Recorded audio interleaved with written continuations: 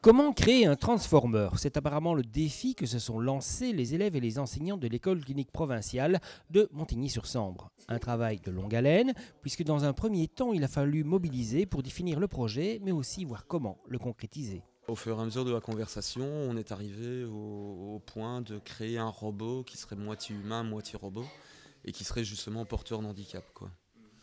Pour les couleurs, on avait décidé également de rester dans des tons très, très sobres, donc du gris, du noir, du blanc et le bleu, étant donné que c'est la couleur de l'école, quoi. Donc je me suis chargé du crayonné, du crowbar du projet. Et ensuite, je les ai distribués à chacun et chacun a apporté, sa petite touche personnelle, justement pour avoir un projet, collectif et pas personnel, quoi. Au-delà, les créateurs ne se sont pas facilité la tâche parce qu'ils veulent un géant tout à fait particulier. On a l'habitude de voir des géants, je parle de chantier parce que c'est le truc le plus représentatif où on le voit vraiment statique.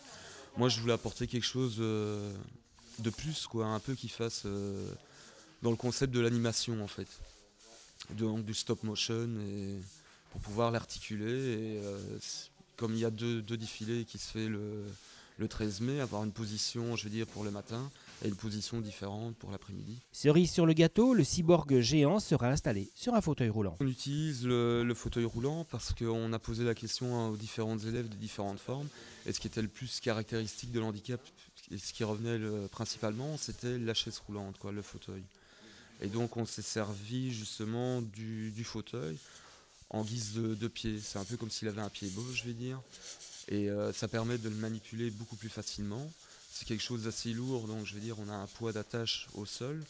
Et beaucoup plus facile, pour le véhiculer, le transporter et le déplacer, quoi. À voir le 13 mai sur le site provincial de Marcinelle.